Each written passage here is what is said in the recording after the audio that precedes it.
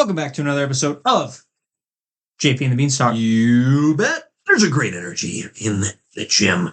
We're firmly on the back half of the summer. And by back half, I mean the very last outer edge of the summertime. And what a summer it's been, Beans. What a summer it's been. It's here and it's now gone. Mm-hmm. It's gone now. Yep. One of my kids was asking me when summer officially ended. And so I thought, well, let's just Google this, right? September 21st. That's ridiculous, isn't it? Yeah. It ends with August, in my opinion. I think that's a pretty just clear, simple, and accurate line of demarcation to draw. None of this almost end of September stuff. Well, technically, it's not winter till December 21st. Which is good. I agree. Outrageous. It should be December, January, February is your winter. Correct. Spring is March, April, May. Yep. And then obviously June, July, August is your summer. Yep. And September, as soon as it's September 1, and you see a football being thrown outside, it's fall. Yep. Leaves are on the ground. If time travel, let me rephrase that, when time travel becomes accessible to all of us, we're going to have to go back in time and alter whatever on earth it was that allowed someone to control to pick arbitrary dates in the second third of these respective months to say that is when the season begins and ends. That's just nuts. It's just ridiculous. It's not American. That's communist. That's nonsense. I agree. Now that you said yes, that's what it is. Now that you said it's communist, I agree. That's what I was going for. I thought that would really seal the deal. Well, it did. It's great to be here. It's been a phenomenal summer. I mean, we're back, right? What a great summer. What a great bounce back it has been.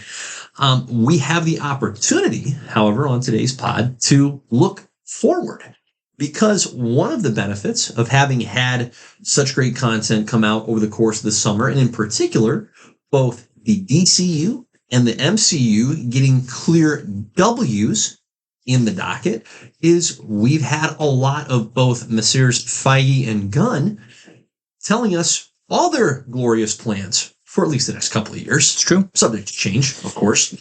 Hashtag delaying of release dates. But nonetheless, there is an awful lot of meat on the bone, a virtual smorgasbord of future content for us to digest and discuss. And then, of course, we'll tie things off with another classic JP and the Beans Top 5. So without further ado, let's get into it. Okay. Let's start with the entity that somehow has the momentum in this moment. And I believe objectively that is the DCU. Perhaps one would say, hey, that's not fair to the MCU. They've been around longer. That's true. They've also done more because they've been around longer. They've had the opportunity to put more L's in the left side of the column of late, which they've stacked them up. A couple wins in there, here and there, but the DCU has the benefit of being newer to the game and having set their own bar exceedingly low, and now having exceeded said low bar by much more than any of us anticipated.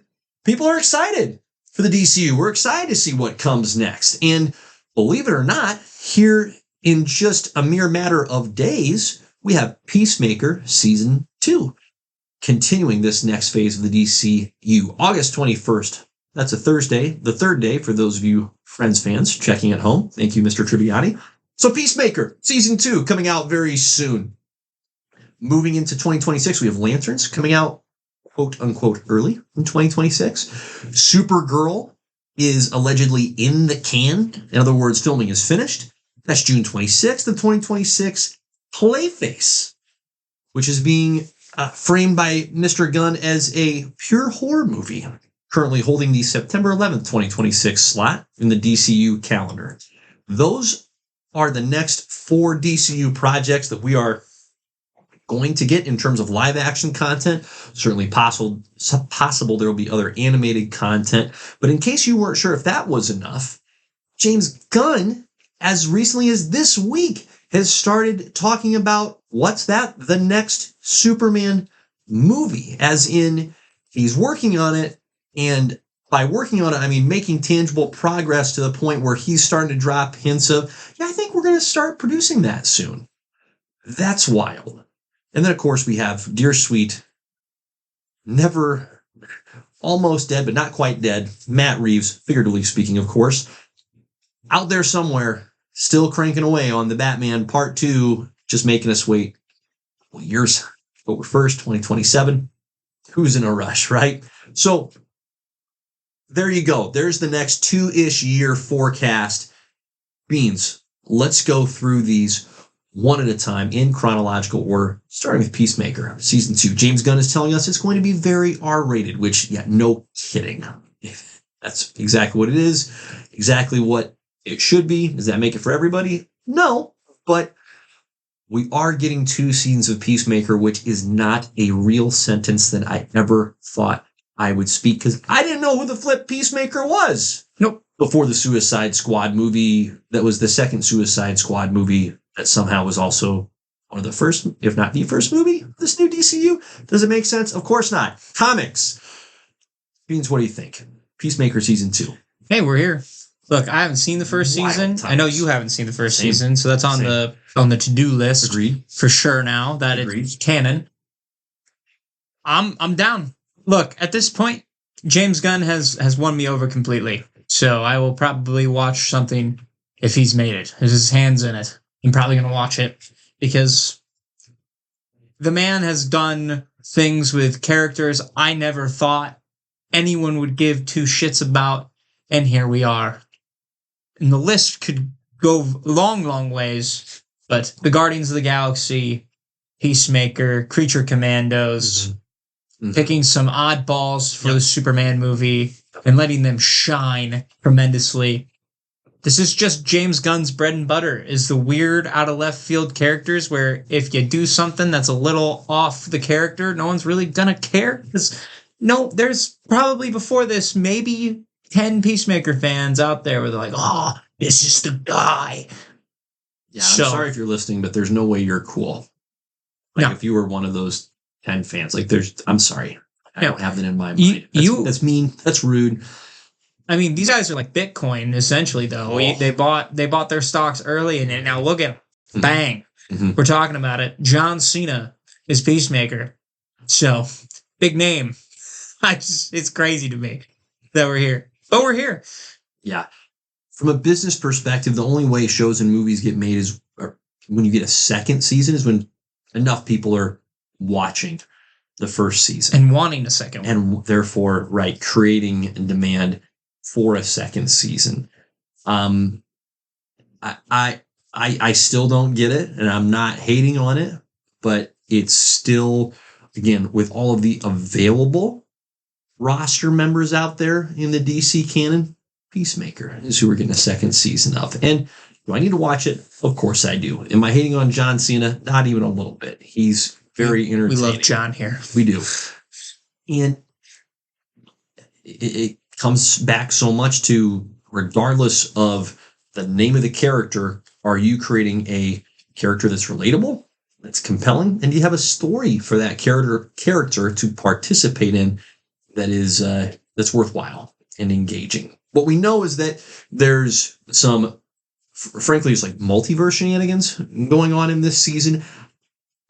If this season can truly pull it off to where it's cohesive, it's entertaining, and it doesn't just get pulled apart a la Mr. Fantastic getting stretched to the breaking point by Galactus and Fantastic Four, I will actually be amazed. I think it's less likely that this season works than it was that season 1 worked. So I'm here to be proven wrong. That'd be great. I'm going to say it's going to be fantastic. We'll just sit down and we'll get ready for the ride. That's where I'm at this point. I don't understand how it can be, and I think you're right. I think I'm wrong, but I still just... James Gunn has not delivered a stinker. As far as I'm aware, when it comes to these movies, James Gunn has not put a stinker out. So... yeah, record speaks for itself. Yeah. We're going to go. We're going to go full in. I don't get it. Okay, staying on the show front, we're getting closer and closer. This has me very excited to the Lanterns show. Okay. The Green Lantern Corps has long long been a group of characters that is just rich with all kinds of potential.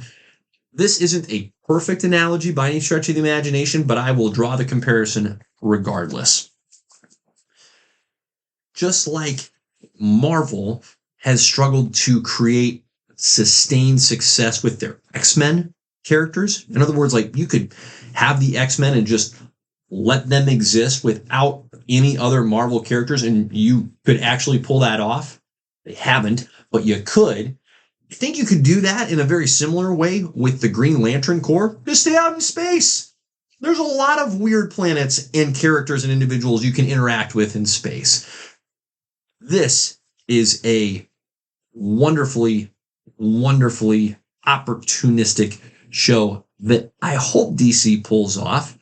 Kyle Chandler is still old, but here I am hating on the old dudes for no good reason. Nathan Fillion is coming at me right now. This show, I'm excited as much as anything for the Lanterns, of course, but just for the tone. Like a crime saga, if they find a way to, again, recency bias here, but what they did with the Penguin, that shouldn't have been that good, and it was phenomenal. We're living in weird times. We are living in bizarre times. So can they do that with the Lantern show? Like give us a Penguin equivalent where the production quality is just so doggone high? we got a better Penguin show and a better Peacemaker show than we got a Green Lantern movie, and that should be a crime. And better than a Flash movie. Like if we go down the Justice League rosters, you could probably make the argument that some of them might be better than the Wonder Woman movies as well. So that's just saying a lot of where we are. Yeah. So it should give you, after Superman, I think we have a very good chance of this being phenomenal. Yep. My hopes are high. Yeah. Same. We still don't have an official release date, but part of what I remember, okay, this is going in the Wayback Machine, but when when the Justice League movie was ramping up its marketing all those years ago, I remember my guy, Jeff Johns, okay, at the time was DC's primary writer of Justice League and had a terrific Batman run, had done a lot of outstanding work. Actually had a phenomenal Green Lantern run. And so they brought Jeff, the DC or Warner Brothers powers that be, brought Jeff in to executive produce the Justice League movie. I remember watching some marketing with Jeff and the mediator of this interview process, and it's interview with heavy air quotes. It's going, Jeff, tell us why we should get excited about the Justice League movie. It's like, well, I mean, it's Superman, it's Batman, it's Wonder Woman. I mean, come on. Now, that was the extent of his reasoning. Like, well, it's those characters. Well, cool, right. But is that all you got? Like, you're just, the vibe, where I'm going with this is the vibe, the attitude is very much, listen, you're welcome. We're putting him on screen. That's really all you need, right? That's pretty cool, don't you think? And it obviously turned out as shallow as what Jeff Johns was telling us it was going to be. Except Jeff thought it was awesome. It wasn't awesome, Jeff. The lesson learned there is you have to have an actual story to tell. You actually have to develop the characters. You can't just put a man or woman in the respective costume, put them on the screen and go, this is cool enough. All right, you're welcome. Give us the monies. You'll appreciate this. And so the common denominator with the Penguin show and others that you just mentioned is the production quality is so doggone high. And that even ties way back into the initial MCU run is they took their time with the character development. They took their time with the story development. So all of my poo-pooing back with Peacemaker season 2 is like, the truth is, if they have a great story to tell and they're willing to develop a character and have that character change from start to finish, it's going to work. Doesn't matter that I don't give a flying flip about Peacemaker and that I'm dunking on his 10 fans. It's going to work. So that's what matters with Lanterns, and I hope they maintain that production value. Okay, we got to keep moving. Supergirl, I'm really excited for this movie because more than anything, the source content, the Woman of Tomorrow graphic novel, was amazing. It was incredible. So I think this movie is going to be wonderful. Come on, we got Jason Momoa. That's all I care about. I'm going to go watch that movie for Lobo 100%. Here's something that should give everybody hope. Lobo is not in a single panel of the comic. So the fact that they brought him into this movie, first of all, it's a great fit.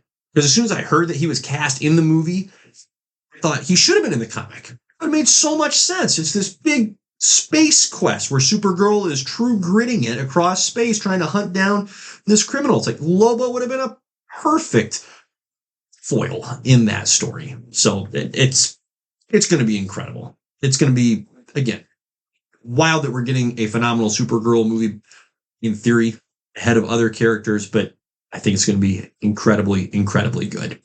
Yeah, I think the highlight here for these last couple of shows, Green Lantern, Supergirl, is the supporting cast. Like with Superman, when they announced Green Lantern and Mr. Terrific and Hawk Girl. Yep. When you get those three, and you're like, oh, that's still cool that we got them, and it ended up working out really well. Yep. Well, the Green Lantern Corps, like you said, massive.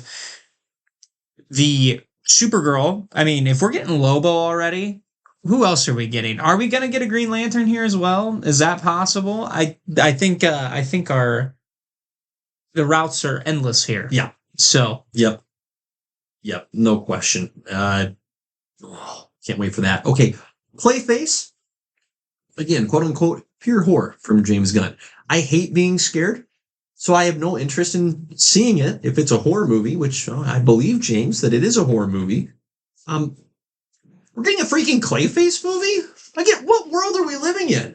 Apparently, the script was phenomenal. That's what they kept saying about the script. They're like, this script is amazing. There have been so many well-regarded horror movies that have come out in the last several years. Like Sinners, I think, was the most recent that came out earlier this year with Michael B. Jordan and Ryan Coogler. And yeah, I'm sure it was great. I don't want to see it. Yeah, I don't either. I don't like being scared. But you know what? For those of you out there that's your jam, looks like you are going to get a treat. You know what? I would watch it if Batman would be confirmed. And I think he's not going to be in it until maybe the end. Which is a lot like the Joker movie with Joaquin Phoenix. Where it's like, why would I go watch a Joker movie without Batman? That's crazy. I mean, it was well regarded. Everybody loved the movie. I have not seen it. I probably will never see it because that's just not my cup of tea. Yeah. That's not what I want to see from the Joker. I don't want sympathy for that man. No. He's a psychopath who kills people for the hell of it. Mm-hmm. So to have this with Clayface now, all the Batman villains right now are just getting stuff. And we can't get Batman. We can't get Batman. We can't get him. I mean, let's settle on that for a little bit here, okay? As we mentioned just a few moments ago, Batman Part 2 is scheduled to come out October 1st of 2027. It is no accident that we don't have the DCU Batman yet. Because for better or for worse, they have created this mess on their own. And out of all of the good that the DCU seems to be building towards, this could genuinely be a huge, huge turd in the punch bowl if they aren't able to work their way out of the mess that they've created. Because obviously the Batman was a phenomenal movie. Of course it was. And James Gunn is being, from what we can tell, exceedingly gracious to Matt Reeves, who is taking his sweet time writing his movie, okay?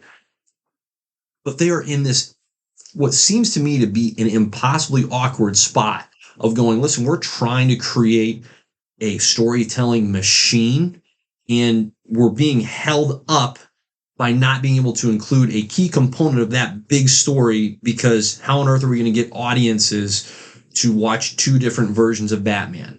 I mean, you're not. That doesn't work. That's It doesn't work. I disagree. I think it can work. I don't think so. I think it's not simultaneously. Not at the same, like not in the same Could I be proven year. wrong? Could I be proven wrong? Absolutely. I'll acknowledge that. At bare minimum, it would be unprecedented to say, hey, we're going to release 2 feature-length movies, let's just say within a year of each other, Yeah, that's have hard. the same character played by different actors telling different stories in different universes. That's where it gets tough. I think there's a reason it's never been done, because everybody that's in that position to make those movies goes, wait, so we're going to make an Iron Man with Robert Downey Jr., and then you want to make an Iron Man with Tom Cruise. But they're not the same? No, it's not the same year. But that one just came out last year and people love. And now it just doesn't. You're making a case. I'm stating the obvious. Like, I'm not saying anything particularly clever here. I don't pretend to know what the answer is, because I also understand why it's awkward to say, all right, Matt Reeves, you're Batman. We're going to fold him into the DCU, because I think that Matt Reeves and James Gunn, while they're both terrifically individualistically creative, have pretty different ideas of what Batman should look like and how he should function. And maybe there's a way for them to get aligned, and that's the path that this works out. But as of right now, to me, it seems really clear that there is a lack of alignment. And again, James Gunn seems to be really willing to let Matt Reeves have his time. And I respect him for that. I also go, I just don't know how it works. Well, and if you think about like just the DCU as a whole, we've had Peacemaker bring up Batman already. Mm-hmm. If you remember Creature Commandos, he comes in for the Dr. Phosphorus spot, but you see the silhouette right before he's caught. The Polka Dot Man is connected to Batman in some way, shape, or form. So you have a lot of Batman connections, and he's out there right now. However, it is very, very vague on what they're going to do. But they're going to have to do something here, and they're going to have to do it soon, because you can't not have Batman. So I would honestly love it if he comes into one of these other movies that we don't really expect, but they don't drop the actor. They don't tell us anything. They leave him in the shadows, and we don't get a face reveal till like the end. Mm-hmm. And you're like a genuinely nice surprise. Yeah. I don't think there's a way where both the DCU and Matt Reeves' Batman saga wins. I don't think the DCU could get ahead of this, and similar to what you're describing, put Batman in, like, their version of Batman into the movies sometime in 2026 or sometime before October 1st, 2027. And they're just going to say, you know what? Yep. We're doing what's going to be best for the bigger picture, and the Batman Part 2 suffers individually. Well, it just feels that way. I have been the main person behind just bringing Robert Pattinson in as Batman. So I'd be down for that. Why would he had such a strong showing? Yeah, and you can fit that Batman into your DCU. You could. Now you're gonna have to start off a little bit younger, right? But that's okay. I don't need I would love a Dick Grayson Robin. Hard to do a Bat Family with Robert Pattinson's version. But we can which get I'm not there. saying you have to. Like, I'm not in a huge hurry per se for that, but that's where I'm saying. And I don't want to be, though. Yeah, exactly. Give me one movie with Dick Grayson Robin done right. Yeah. Right? We can get away from the campy yellow trunks and the red. Like, we can get away from that. We can go for a more sleek, modern Robin. Yeah. And that'd be fantastic. Yeah. And then just one movie where he's Robin, and then you transition him over to Nightwing and you call it a day. Mm-hmm. And then you just keep doing that. Mm-hmm. And you just milk the Robins for what they're worth. Right. So, I don't know. Yeah, didn't know you could milk a Robin. I'm sorry. But man, just Jason Todd in the second one, Tim Drake in the third one. Nobody's gonna care. Nobody's gonna be like, "Oh my gosh, it's so hard to follow that." Yeah. There's 3 different Robins. Of course, there's 4 or 5 different Robins. Yeah. We'll get there. Yeah. Pull the trigger. My prediction for what's going to happen is that as the DCU continues to gain positive momentum with, I'm not saying they're all going to be slam dunks, but I do think they're going to be good. I think they're going to continue to be enjoyed by audience members. I think they're going to be well received critically, these next several works. That's just going to create more and more pressure and rationale for James Gunn and the rest of the powers that be to go, listen, Matt will make his movie. We're going to fund it. We're going to trust that enough people are going to see it where we're not going to take a bath on the expense, but we gotta get a Batman in here.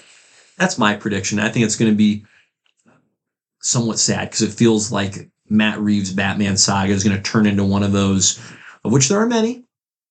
Won't be the last, but one of those many what if Hollywood stories are going, man, if that had gone differently, what could we have gotten? Yeah, that first one was just released in like the perfect storm of the transitional period. Uh-huh. Yep. Unfortunately, it really was. Timing was not good. No. Okay, speaking of timing, we'll keep moving here to wrap up the DCU content. So last bit is, and this is not what I expected, not what anybody expected. James Gunn is freaking about ready to start making his next Superman movie. Love it. Isn't that something? I love it. I mean, again, momentum. It's making the money. It's getting well received. Audiences love it. That just turns into, all right, sequel time. And from what we seem to know about James Gunn's creative process is once he gets the idea, the dude is productive. Like, if nothing else, he is a freaking just goes. Bless Matt Reeves. They are on the opposite ends of the production pace spectrum. This is the direct quote from James Gunn in regards to the next Superman movie. The treatment is done, which means a very worked out treatment. On that, and hopefully going into production on that not too far away from today. Now, production doesn't mean cameras are rolling, of course, but it means you're pretty dang close to it. You're designing sets, you're getting costumes in line, you're workshopping other elements of the story, you're starting to line up shooting dates. Okay, so it's August 18, 2025 as we record this. That dude is going to put out another Superman movie in early 2027. Like, I'll bet you he's going to hit. I don't think he's going to try and, I don't think they're going to pump it out to like December of 2026. That would be the absolute earliest. I'm going to guess March of 2027 is when that next Superman movie is coming out. I'll say straight up May or June of 2027. I'd say straight up 2 years. Yep. That's a fair gap. It's a great guess. And guess what? It's a great guess. If anybody should be getting, any character should be getting sequels that fast, Superman's probably one of them. So I'm all for it. I love the first one. For the first time in my life, I'm like, I want more Superman. And that's saying something for me. That is an accomplishment and a feat. But James Gunn, I guarantee you, I bet he's had a trilogy in his head on where he's wanted things to go. And now that the first one went as well as it did, I think he's got a battle plan here for 2 and 3. Yep.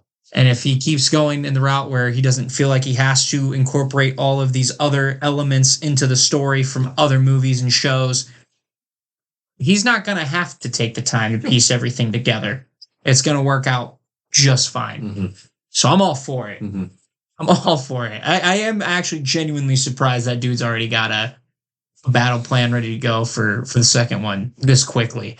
Yeah, it remains such a fascinating process to observe because this is unprecedented where you've had someone tasked with taking ownership and oversight over a wide range of movies and is simultaneously executing that role while writing and directing individual films within that framework. It's fascinating to observe. That's all I got. All right. Anything else in the DCU for you? No, we are cooking. Yeah. And the fact that that future is a lot brighter for DC right now for me than Marvel, that is, we are in a different time. Things change quickly. And to be clear, we would prefer both. Like, can you just both like be healthy at the same time? That'd be great. I think it's possible. I think we're going to see Marvel adjust after. It's going to take 2 Avengers movies to just fully reboot and reset and get their crap back together after the fiasco that was quantity over quality. Yeah. But DC being in a healthy place like they are is probably the best thing that could have happened to Marvel as well. Totally agree. Puts a lot of healthy pressure on them, doesn't it? Yeah. So let's get into the MCU side. Okay. I'm going to share a couple of quotes here from Kevin Feige. So he gave a really long form interview with Variety. And for what it's worth, before Superman was released, James Gunn did a very lengthy interview with Rolling Stone, which was a treat to read. He also post the release, I should say after. I say post. What a weirdo. After Superman released, did a 100% a not short interview with Josh Horowitz, which you can find on YouTube. Josh's YouTube channel, Happy, Sad, Confused.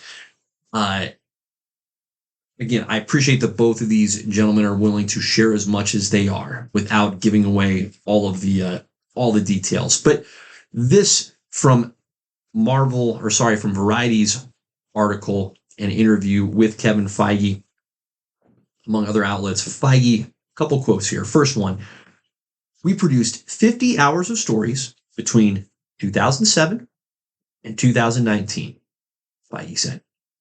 But in the 6 years since Avengers Endgame concluded the Infinity Saga, we've had well over 100 hours of stories in half the time. That's too much.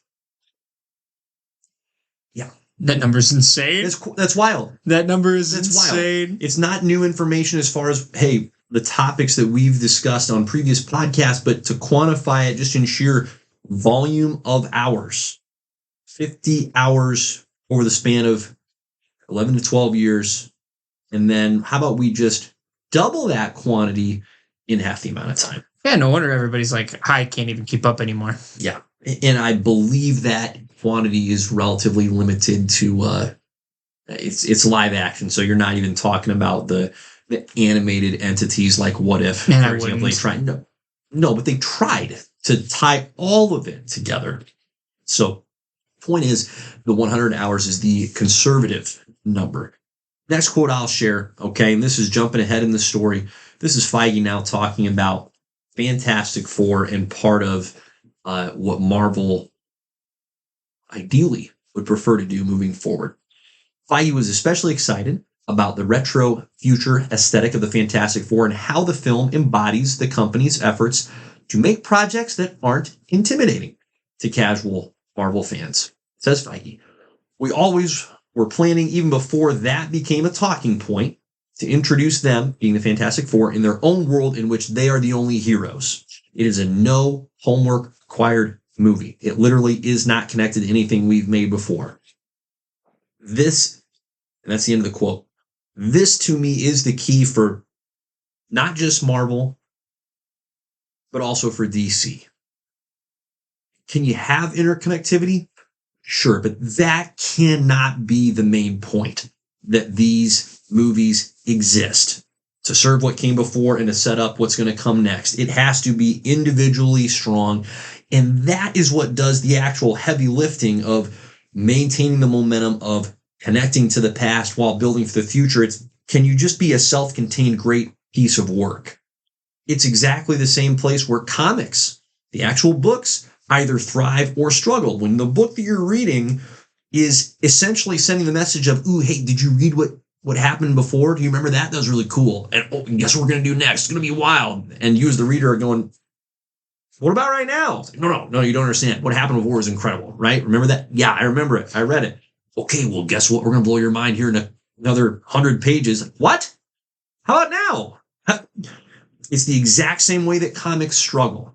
And I think it takes restraint and trust on the part of Kevin Feige, and it will take restraint on the part of James Gunn to go, we just need to keep focusing first and foremost on, is this individual thing good? And not worry about spending exceptional effort of trying to call back to or look ahead to something else. That, I think, is a really critical point that Feige's making here. I love the word choice of no homework required movie.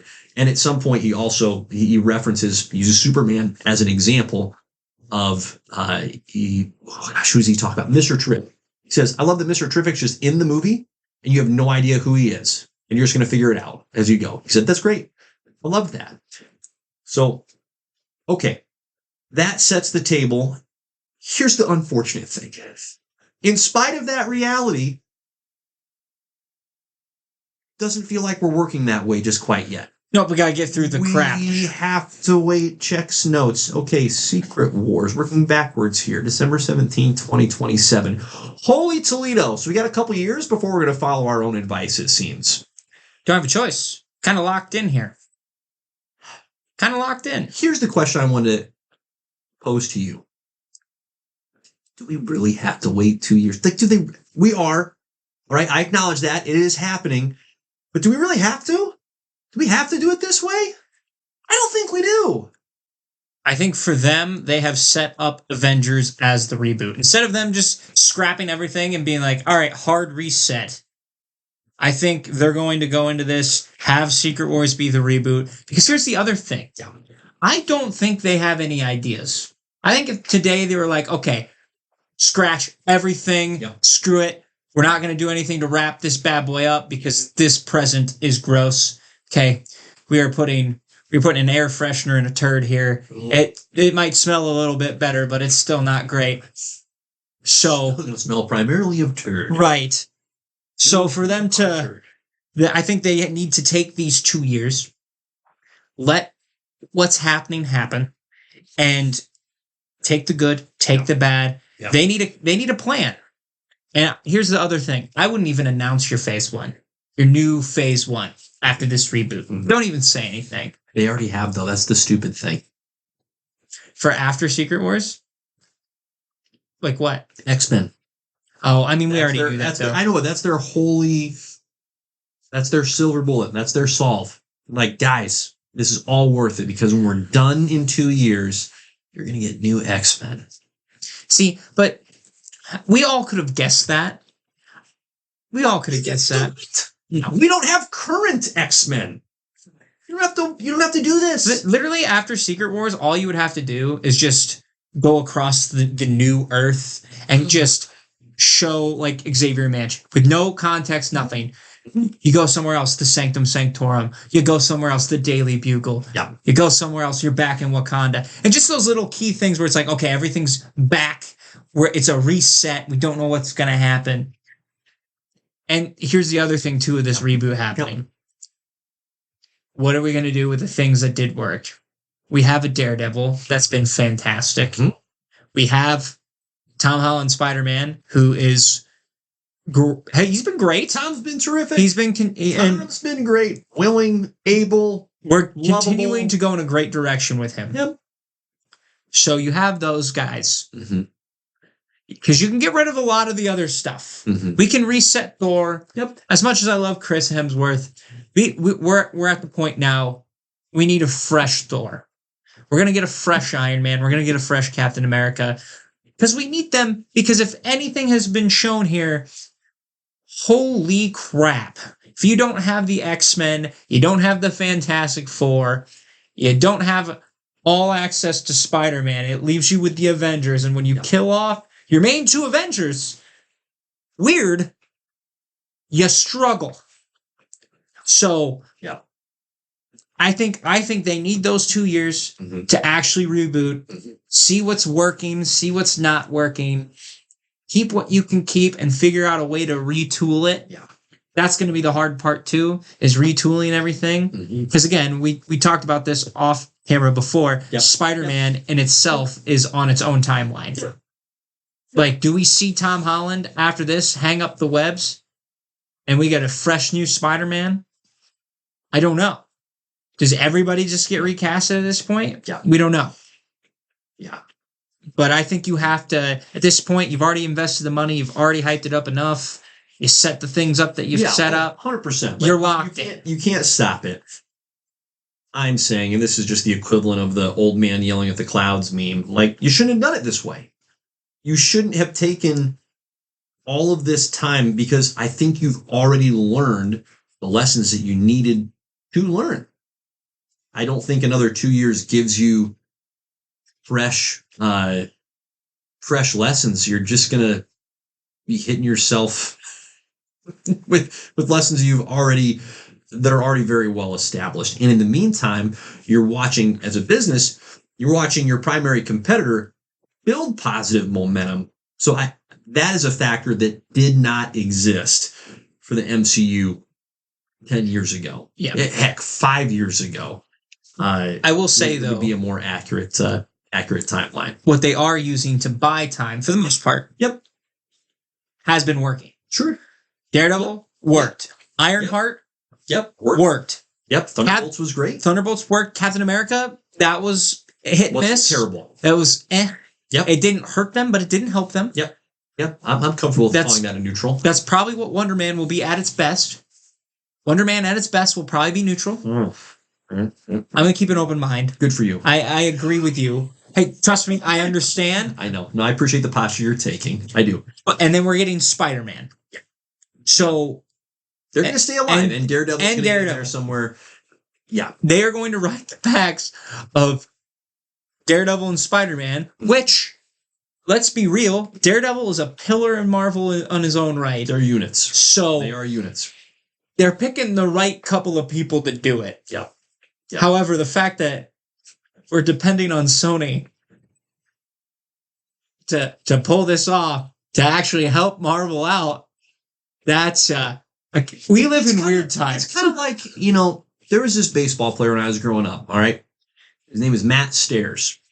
Matt Stairs, whatever you're imagining in your head, if you're listening, don't look him up. Just create this picture in your mind of the least athletic looking person you have ever seen, okay, in terms of body shape.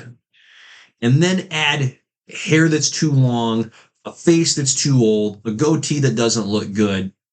And you're like, this friggin' guy, all right? He played for the Philadelphia Phillies at the time of this memory, and Matt Stairs he was not a starter, okay? But Matt Stairs did one thing occasionally well. He always swung for the fences.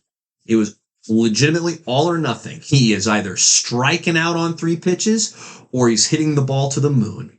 And I remember a playoff series, the Phillies bring this Matt Stairs clown off the bench like, Matt, we need a dong, buddy. All or nothing. And sure enough, the pitcher grooves a freaking pitch right in Matt Stairs' wheelhouse. And this pile just hits the ball 600 feet, gives the Phillies the victory.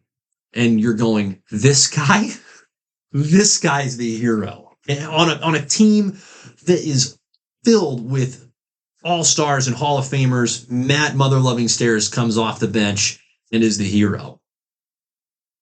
That is the equivalent of Marvel going, hey, Sony, we need one from you here. We need one. We need one. It might work. It might. I think it will. Here's the thing. It might work. I think it will.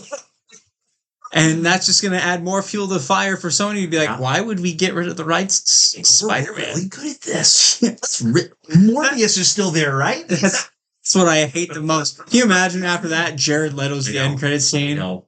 Yep. Oh.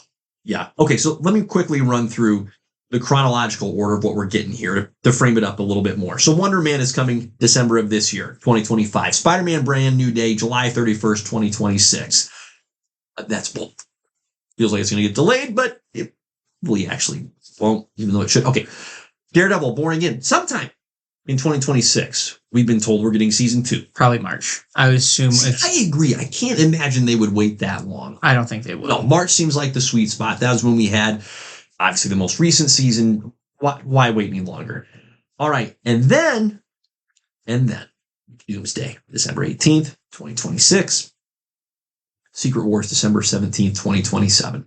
And is that with the delay? Correct. That is with the delay. Those are your delayed dates, and hold on to those loosely because, again, I'll say this truthfully: if they continue to get delayed, fine. Take the time that it takes to make them as solid as they can be. Now, here's where I start just going, why did you have to take this much time? Because Feige also says, listen, Marvel is going to, quote, reset the MCU after Secret Wars. Here's a direct quote from Feige. Secret Wars is about beginnings. It's intended to round out stories that started after Endgame and kick off the next phase. Create a singular timeline. All right. I am just so worried that they're going to. I agree with you. I do. You've got Daredevil. You've got Spider-Man propping you up until you get to Doomsday. I'm genuinely worried that this is going to be a bummer. And I would love to be wrong. But I'm genuinely worried that they are forcing something into the ether that just doesn't really exist, doesn't really work. Because the risks, we won't get into all of them, the risks are huge. They have made bold choices. I'm nervous. And can I be clear? I would love for this to work. I would. But everything about how we're getting to this end point doesn't give me a whole lot of good feelings at the moment. Could still be wrong, have been wrong many times before. So it's very likely, as a matter of fact, that I am. Maybe that's the best endorsement I can give. A couple other quick notes. Jake Schreier, who directed Thunderbolts, is being handed the keys to the X-Men. What do we call it? Car, plane, battleship, whatever it is. He's the X-Men guy. So he's going to direct the X-Men movie, which, according to Feige, is supposed to serve as the initial MCU reset movie. In other words, after Secret Wars, it's like, all right, X-Men, Thunderbolts guy, go do it. He did. Okay. He did great with Thunderbolts. Yes, he did. But we're giving him the keys to X-Men? That's what Kevin is saying. That's... Again, I'm not saying he didn't earn it. But that is... It's aggressive. That is an upgrade. Yep. For a character roster. Right. Obviously, the X-Men will be recast from their most recent iteration. Another thing that I thought was very noteworthy is Feige made it clear that from his perspective, characters like Tony Stark and Steve Rogers will be recast. He used James Bond and Superman as comparisons for setting expectations for, hey, characters that go through multiple recastings. And piece doesn't discourage me, truthfully. Needs to happen. It does. It absolutely needs to happen. It's life. To tell these stories. So I think that there's a real path that when we get to that reset point, that reset is going to be worthwhile. It's going to be fun, and we're going to have some real, tangible, cohesive stories to look forward to. I think 2026 should be mostly fun with Spider-Man and Daredevil. That's great. I just am not. I don't have those same good feelings at all for these next couple of Avengers movies. Gosh, I would love to be wrong. They are going to be riding off nostalgia. Those two movies are going to be nostalgia farms. Are we going to see both Spider-Men outside? And I'm not talking about Tom. Are we going to see Sam and Andrew? Or Toby and Andrew? Yes, we will. Are we going to see all the old school X-Men? Yes, we will. Are we going to see multiple iterations of the same X-Men from that timeline? Probably. Wouldn't surprise me. Are we going to see Ben Affleck's Daredevil at this point? This is like whatever, all the expectations for Doctor Strange's Multiverse of Madness, this is what's probably going to actually happen now. Because they have the budget to do it. And because they don't have anything else. This is why I kind of want Deadpool to just be the main character. Because I think that's the only way you're able to get through that kind of a movie and live. Yeah. So, I don't know, man. It's gonna be a strange 2 years. And I love that you what you said earlier. Keep an open mind. Absolutely. Because there's a lot of time between August 2025 and the current release date of that next Avengers movie in 2026. And we've been pleasantly surprised by the likes of Thunderbolts, which was great. Fantastic Four was really solid. So there's pieces to work with here. There's also, as we've talked about, the stark reality of, no pun intended there, that they have not built a cohesive set of characters for us to follow and enjoy. I mean, I think Shang-Chi, what a waste that's been. And that's not fair to that character because that was a good movie. Amazing? No, but it's a good movie. You wave his banner quite a bit, though. I do. I'm here to champion Shang-Chi. I thought he was solid.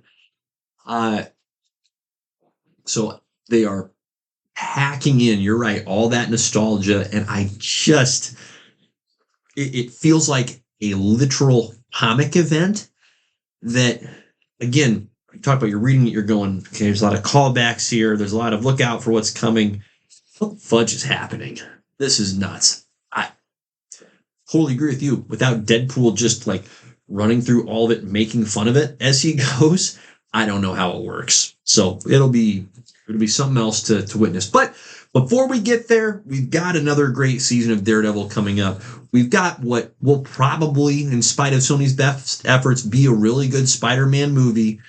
So I'm going to enjoy those wins while they come and hope that I am, once again, I've been wrong many times. I hope I'm wrong in this instance as well. Yeah. And like I said earlier, too, with them all I ask for Secret Wars is after the movie's over, just confirm that everything's reset. I don't want a single actor or actress confirmed for a character.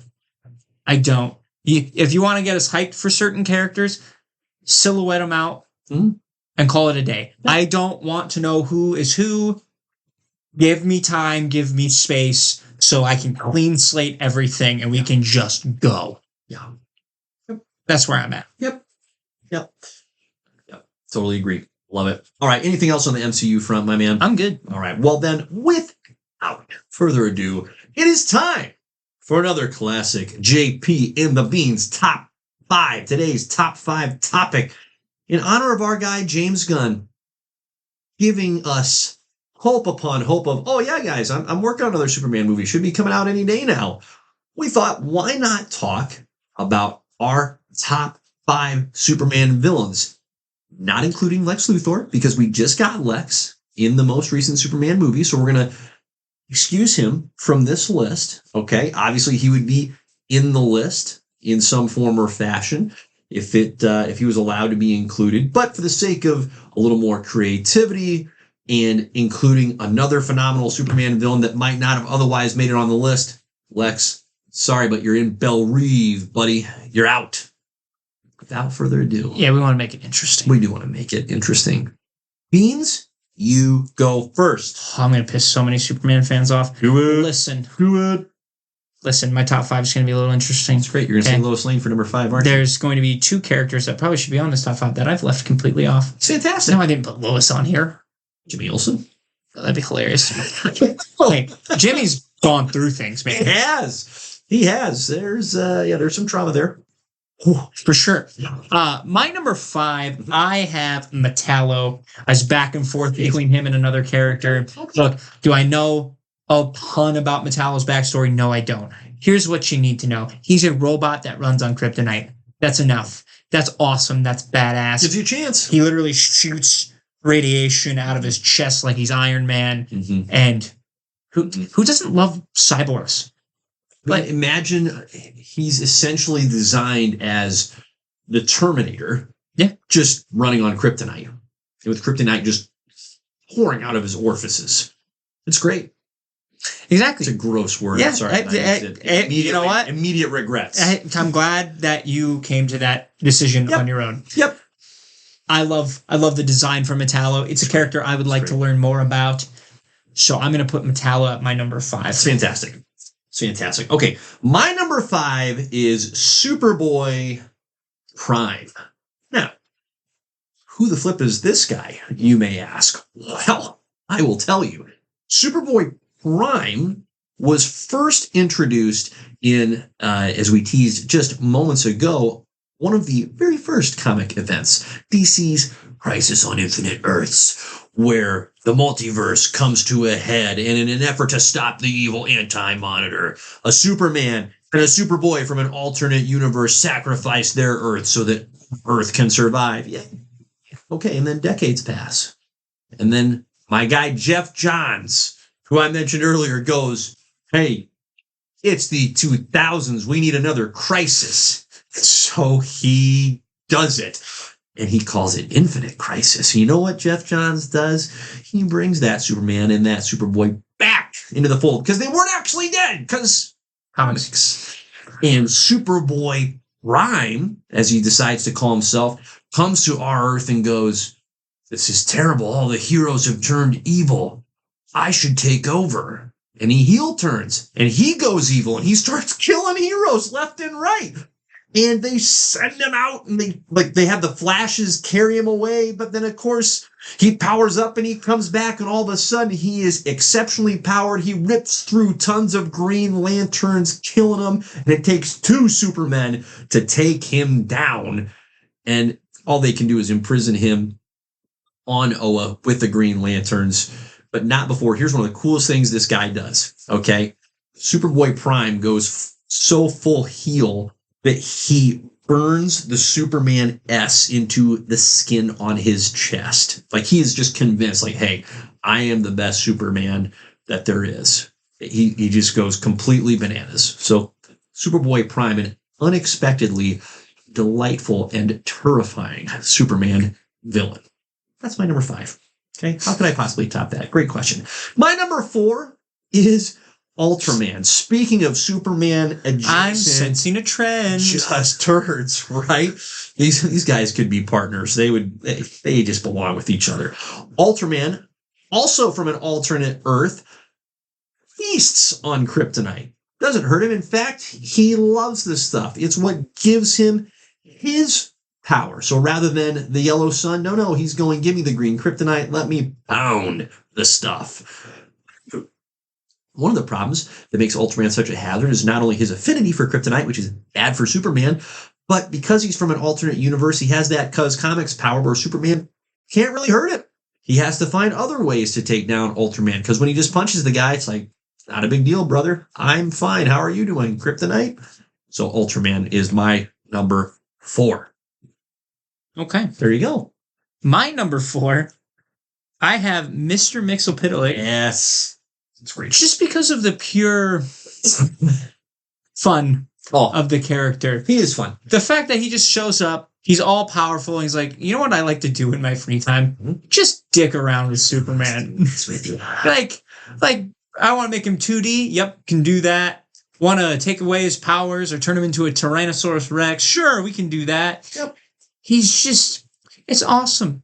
You gotta love it. He is. He's a cartoon character. You know, it does so well. Batman gets Batmite. Who's just a Batman super fan, which is a hilarious dynamic for those two as well. But just the pure, you never know what's going to happen when he shows up. And the unpredictability for a Superman story is always nice. Touch. Well, what a just wild concept too, where he's a 5th dimensional imp. And didn't we get we got a reference to that in the Superman movie, right? Where in the background, green, the Justice Gang is battling an imp. I think that's what Superman said it was from. I don't remember if he said the 5th dimension or a different dimension. Doesn't matter. Probably. But he is just such a great villain for Superman, because whereas Superman is the epitome of human physique, this little guy is literally the embodiment of an imp. He's just a shrimp. And so everything in your mind as you're absorbing the visual dichotomy between these two characters is going, this should just be a slam dunk. And yet here is Mr. How do we pronounce his name? How do you pronounce it? I said Mxyzptlk. Yep, Mxyzptlk. He just messes with Superman. Actually, he's the one that's more powerful than Superman. and clever and dubious. It's just a heck of a combo. And if you really want a good kick out of this character, watch Superman the animated series because he's voiced by Gilbert Gottfried. Oh gosh. And it's just that's the voice I hear when he talks, and it's just it's so good. It's so fitting for that character. Jeez. Rest in peace, Gilbert. That would have been a great person to just come back and voice that character. Yeah. But that's fantastic. That's my number 4. That's a great number 4. Well done. My number 3, this is a personal favorite of mine that I want to see more of. I have Parasite. Yeah. Parasite's such a cool villain. Yes. The fact that he just eats off of energy, and Superman is essentially an endless resource for said energy. Mm-hmm. I love it. I love the uniqueness of that character. Yep. It's always in the monster-esque route as well. This is horrifying. Oh, most of the time, yes. Yeah. If you're going for like the more modern day takes, he's gross. Oh. He is a leech. Yep. For sure. Yep. Leech is a great word for it. So I just genuinely enjoy watching Parasite hit. And I would love it if they added more depth to that character. For sure. Yeah. But Parasite is underrated. Yeah. And I'd like to see more of that villain for sure. Yeah. I love that. Parasite's my number 3 as well. So good for us aligning on the number 3. Everything you said, totally agree with it. I just had this thought, like, think about the character of Rogue, right, in the X-Men comics, where in theory, she is this leech of a character, right, where she is taking the life force of other characters, but it's really packaged in a palatable presentation. Okay, not so with Parasite. Like, it is gruesome. The impact that he has on Superman in particular is scary. Like, it's just downright scary. There is a great alternate universe take on the Superman character. Gosh, this has probably been close to 20 years ago now. Maybe 15, doesn't matter. They call it the Earth 1 run. Okay, so DC, real quick sidebar, is putting out some phenomenal content that they're calling Absolute, right? So Absolute Batman, Absolute Superman, so on and so forth, alternate universe takes. They've tried this before because it's comics. It was called Earth 1, and there were 3 Superman books. First book, if I recall correctly, used Parasite as the primary villain. And he took Superman to task in that book. Like, he was just so freaking formidable. All the things you said, totally true. Great villain. Okay, my number 2 is Doomsday. You gotta have a physically just gnarly and imposing dude. My favorite thing about Doomsday might be his design, where he's just got razor sharp rocks all over his body. I actually don't understand how there's a realistic world where Superman battled him and was able to take Doomsday down. It's like, I'm pretty sure Doomsday should just wipe the floor with this guy. I'm in the middle of watching season 3 of Reacher right now with my wife, and Alan Richardson is Reacher, and he's a sizable fella, right? Like, throughout this entire TV series, he's the biggest guy consistently, right? And they lean into it. Everybody says, "Oh, you're freaking huge." Okay, true. In season 3, they bring in a legit 7'2" bodybuilder, and it makes Alan Richardson look like a child. Okay, that's what I get when I see Doomsday and Superman. It's like, holy, this is over, game over. So I love that with Doomsday. It's not a very nuanced character. I'm not suggesting that it is. But the design of that character is one of the best villain designs related to the character that they're battling, I think, of all time. Okay, so Doomsday is my number 2, and I agree with you on the sense of like the depth. There's not a lot of depth to him. No. But he's the equivalent. Hey, I'm going to bring this to a wrestling reference, okay? Where everything, because this is just where my brain lives now. Yeah.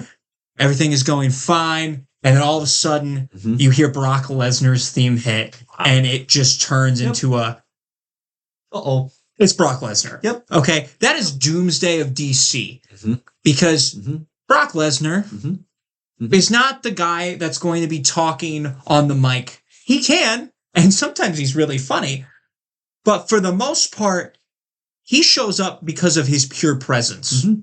that is Doomsday. Whenever you see Doomsday hit the comic, you're like, front row. Yep. Shit. Yep. This is not good. Right. That man killed Superman. Yep. That creature, that monster Right. No, I know what you mean. killed Superman. Yeah. And it was not close. He wrecked him. And that's what Brock Lesnar does. Brock Lesnar comes in, hits you with an F5, and dips because he's Brock Lesnar. Yeah. All right? And for people, just to keep this also in your thought process, Brock Lesnar also won UFC titles. Okay, that dude is... He is the beast for a reason. Yep. Okay, Yep. that is Doomsday. And because of that, you have to put him in the top 3. I got him at 2. Yeah, I love that. Your number 1, sir. My number 1, I have Brainiac. The first time we've ever been aligned, like 3, 2, 1. I was wondering, it's incredible. which is really, it's actually really crazy because there's going to be one character people might be miffed we didn't put on because you didn't have him on here either, which is crazy. And I think I know who you're talking about. Well, actually, both. Anyways, Brainiac's awesome. Yes. It's literally brains versus brawn, but like hyped up to 11. Yeah. My favorite iteration experience with Brainiac from my personal experience with Superman villains was Injustice 2. Brainiac is the main villain. They give him some Doc Ock arms, and this dude is terrifying. Right. Even out of the ship, somehow always... By the way, every time I've seen Brainiac, they always merge him with someone else. Like Injustice 2, if Superman wins, Brainiac merges with Superman in that timeline. Yeah. I think of Justice League, the animated series. Right. Lex Luthor and Brainiac merge into one being, and it takes the Flash going at like light speed to take him out, and Flash almost dies to take that out. Brainiac is a beast. I love the idea of him being a collector of sorts. He's got all these different things from different planets. I mean, that's a pretty good come up. And it's, if you think about it, another great way to introduce other things into the Superman complex. Yeah. So, Brainiac, yes, he's a supercomputer genius, but also like that dude will outmaneuver you 10 steps ahead. Yeah. He's so similar, something that our listeners would relate to would be he's so similar to Ultron, right? Where he's just this unkillable parasite, where even if you were to destroy the embodiment that you see in front of you, there's just other copies, so to speak, out there. Like he's made himself unkillable. So it's almost more a matter of, hey, how seriously does Brainiac want to take down Superman permanently? And the only thing that tends to stop him is just curiosity. He has this twisted sense of curiosity that leads him to not just kill, he collects. And so you almost get this sense of Brainiac just holding back. It's like, well, what if he didn't hold back? That could be a problem. And Superman tends to, in his own ways, hold back. But there's a genuine question, I think, of, well, if Superman were to not hold back and Brainiac were to not hold back, who would actually win? I think that's a phenomenal question.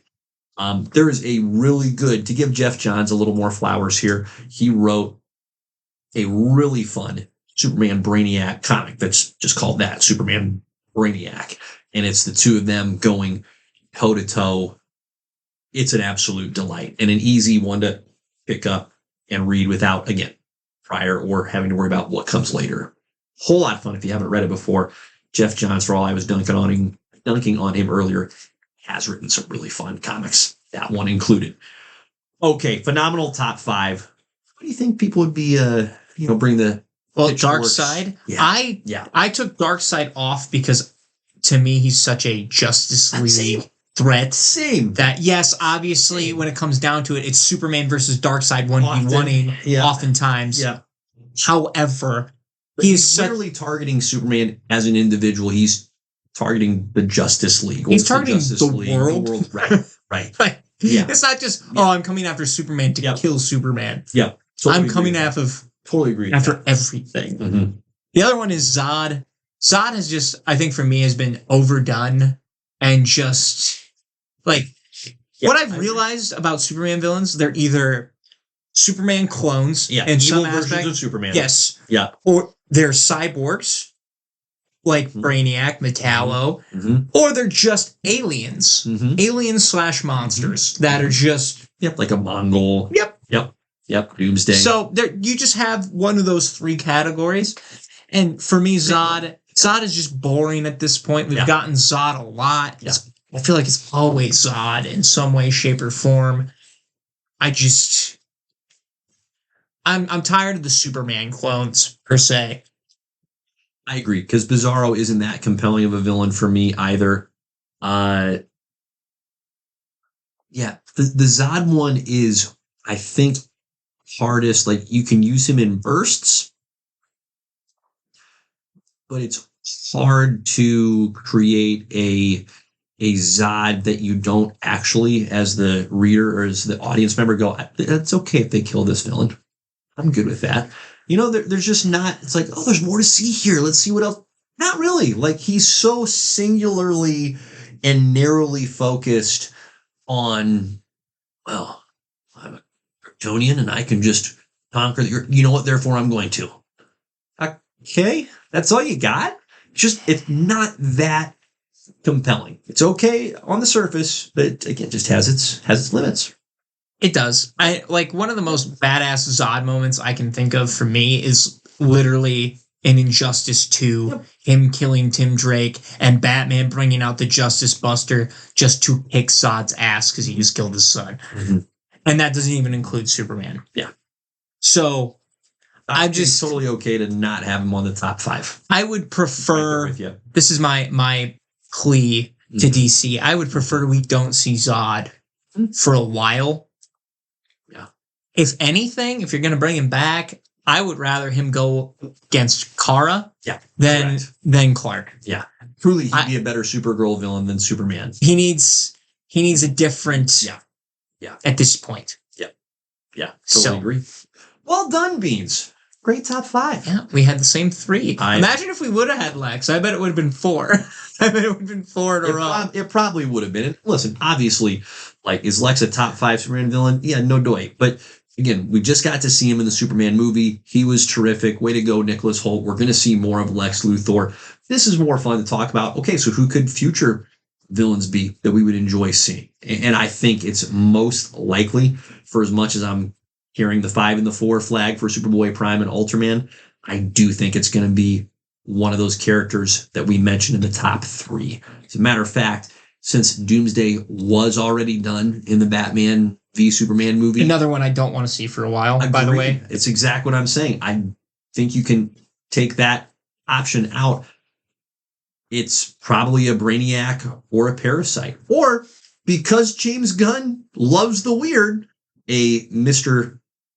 Gosh, help me with his name pronunciation. Mr. Mixolydic? I never know how to do it. Yeah. I probably pronounced it wrong. No, I don't. There's not a right way to pronounce it. That's fair. So you're just more comfortable looking out the same thing. I would pronounce it 5 different ways, 5 different times in a row. So I could see him being a choice from James Gunn as well, because it does fit his flavor preference. To me, I think the no-brainer here, give us Brainiac. Mm-hmm. That I think it's too perfect. Mm-hmm. We are at that time now. Clark already has a bad taste in his mouth with his parents. I think if you were to introduce the city of Kandor here, we have an interesting dynamic as well with that. We have options, and I think Brainiac right now, for me anyways, is option number 1. Yeah. I would honestly also love Jason Momoa's Lobo. Not yet, probably, if we're going to get him against Supergirl.